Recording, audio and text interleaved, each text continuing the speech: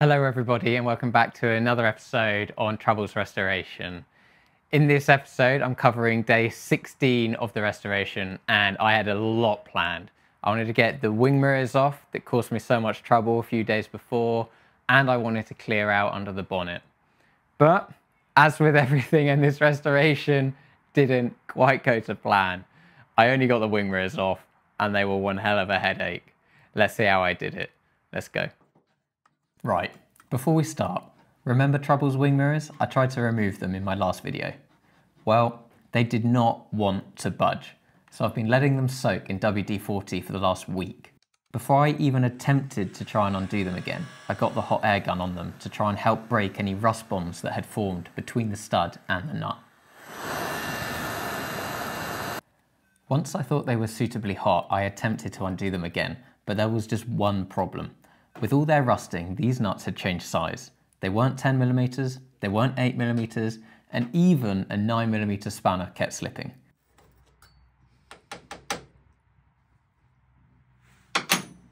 I decided to get the most versatile tool out the toolbox, the pipe grips. I could just squeeze these hard enough to clamp the nut and get rotation. We're finally making some progress with these wing mirrors.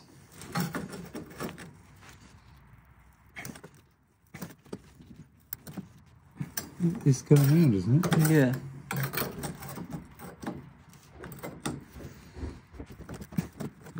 So, guys, when you have a really stuck nut and all that remains of it is this, what you need to do, throw your spanners out, useless, get some pipe grips, smallest setting, clamp them on, squeeze like your life depends on it, and rotate.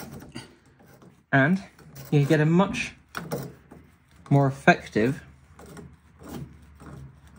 spanner.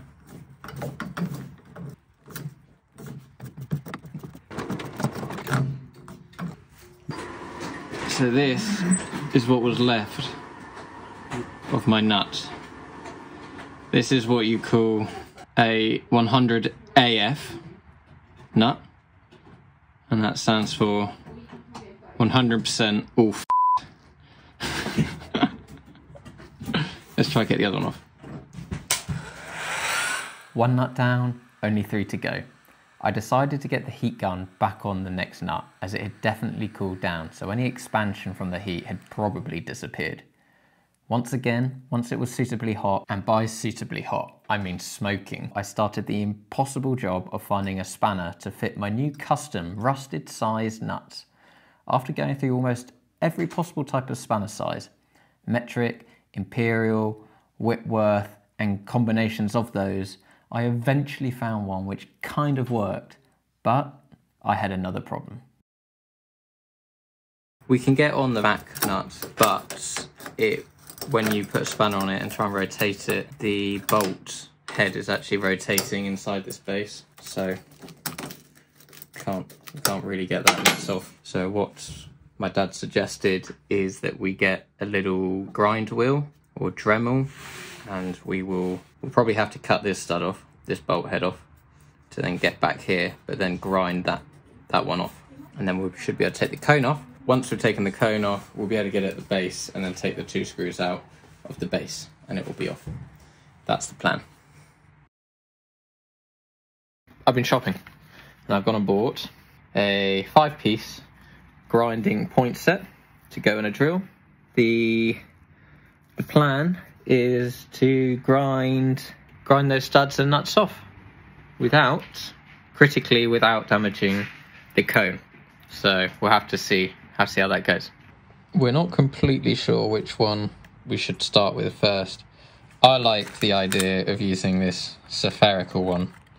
I think that looks quite cool. A spherical one? Is that not spherical, as opposed to spherical. Yeah, whatever. This circular one, also known as spherical. But I think my dad wants to use this guy. No, I'll go with the spherical one. We're going to use the spherical one? Yeah. Go on, give me the spherical Yeah, one. we're going to use this one because it's got a flat face on it. No. I want the spherical one. Here we go. Right. Right on the tip of the... Oh, I've got to have a bit of grip. Can I get it in there? Yeah, perfect.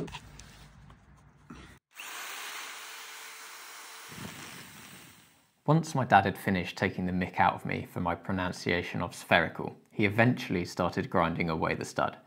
These little grinding bits work, but slowly. The positive though was that we were making progress. I eventually took over and carried on the slow job of grinding away the stud.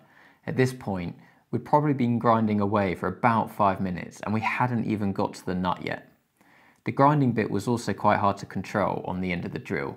It would catch and then fire itself off course, so to speak. So you had to be really careful and try not to hit the chromed cone. Sometimes it didn't quite go to plan. Okay, so I've got a little bit impatient. Now we've ground the stud down all the way and actually a little bit of the nut. I'm going to see if I'm able to undo it.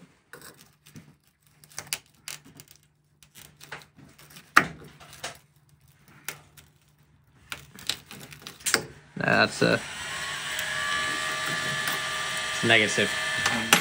It was a nice idea as it would have saved me some time, but it didn't work. Fortunately though, it was much easier and bizarrely quicker to grind the nut off. I guess the bigger surface area made it easier to control the drill bit, allowing me to apply more pressure. Who knows? So here we are.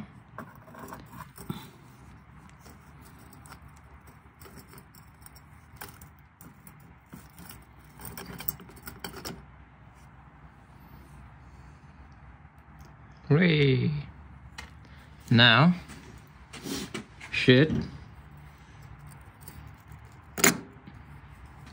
lift him off. Take that off. What you've got here is a screw. Holding that foot with a thread. This gives you a pretty good idea of how rusty these fastenings had become. Considering how much of them had turned into rust flakes, I'm surprised the wing mirrors were even still attached.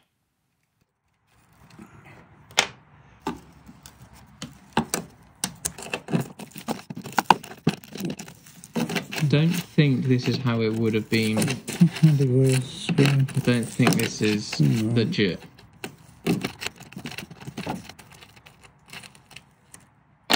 You go. One wing mirror off. Do we, or do we not put them back?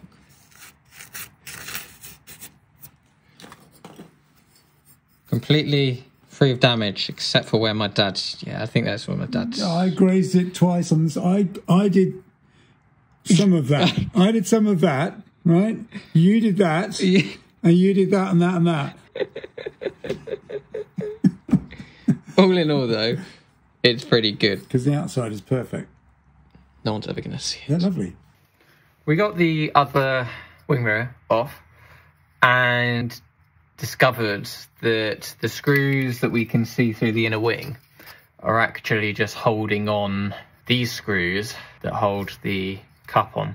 So to make sure that we definitely don't damage this, on this side, we're actually just going to get the angle grinder and chop the 2 screw heads off, and then just take the wing mirror off the car and disassemble it while it's off the car. Yeah. Yep. We have the angle. I have safety specs. Squint. You can't see anything through on there. Okay.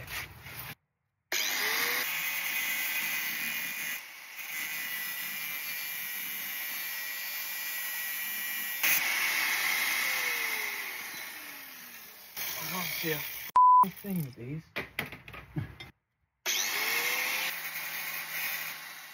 I spent some time tickling the closest screw to me with the angle grinder. In my defence, it was a tight squeeze under there and I really didn't want to cut through my wing.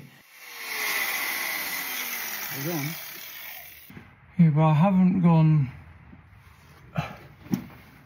Hang on, let me now get the back one. Oh, I can't get the grinder to the back one. At all. Plan B. Although it might not look like it, Plan B wasn't actually to just snap the wing mirror off. It was to see if we could drive the rather rusty self-tappers back through the wing. Those of you who are eagle-eyed might be wondering how come the cone is loose on the front stud. Well, while I was busy grinding away the passenger side's wing mirror, my dad managed to undo the closest nut using our very versatile pipe grip spanner. Despite my dad's best efforts, Plan B also didn't work, so I'm about to get creative. What about hacksawing it? I tell you, I need a smaller punch. What about this? If we go through this side. Yeah. Well, no, you're going to ruin the rubber. It's not the rubber. Not going to use the rubber again, are you? I don't think so, do you?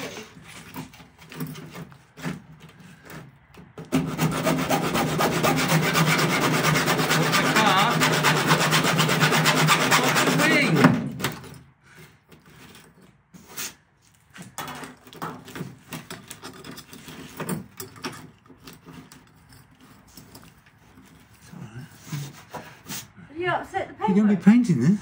Yeah, but I don't want metal gouges. Yeah, that's all right. It'll come out. Do you see what my dad... That was my dad's. That's his hands, not mine. Look, mine don't look anything like his. Oh, but you know, hang on a minute. I'm not going to be in this video like this, am I? Yeah, you look just like that.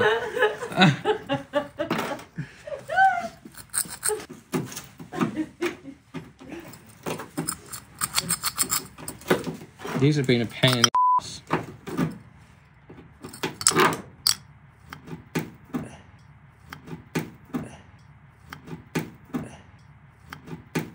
Get out of there. What have you done to the car? Well, you see, this looks like it's been welded up. I don't need extra welding. I never need extra work, I agree. Sorry. They're off. It's only taken best part 4 hours to get 2 wing mirrors off. Well done. Is that how wing mirrors are supposed to be attached? I mean, look pretty weird to me. Don't think that's how I'm going to put them back on, if I put them back on. Anyway, seriously rusty, hey? But we did get them off, one way or another. I hope you enjoyed watching this video, and if you'd like to carry on watching Troubles Restoration back to the road, don't forget to subscribe. The support means everything. Thanks, guys. A few days ago, no, it's actually a few weeks ago now, we got the engine out, but we didn't have anywhere to put it, so it's just been on the floor. We've been manoeuvring it with my trusty skateboard.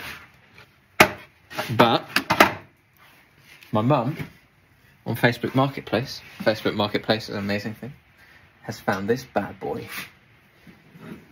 An engine stand, which we're going to need to rebuild the engine. Picked it up on Facebook Marketplace for about £40.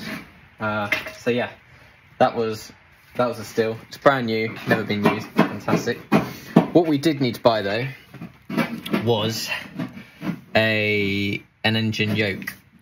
So we've found a bloke in the UK who makes these up, and we've just now fitted that on. So the last thing to do is just quick, easy lift, pick it up, slide this donger in this hole, and it'll be on. What do you think? Easy? Easy, I reckon. Easy. Let's see how it goes. How heavy do we think it can be? 10 kilos? Just under the block.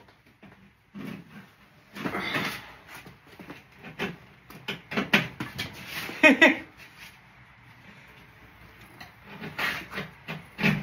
rolling. Have you got the pin? Yeah, no, you got. I've got the engine. Yeah, but who's got the pin? I've got it. It's not going anywhere. Ah, look at that. Easy. And here we have... And the locks are on. My locks are on. Big reveal.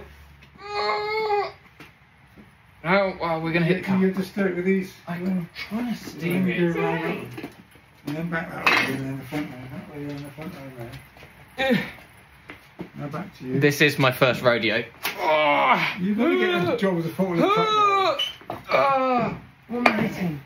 Nothing. I am. There's cables. Okay, well, I think you've enough playing. Get on with the car now. Hang on. We haven't seen it yet. Here you go, guys. Oh, shit. Sometime later. Might be easier I just pick it up.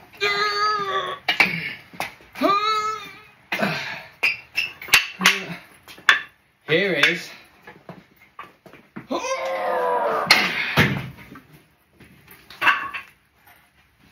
My 90 horsepowers.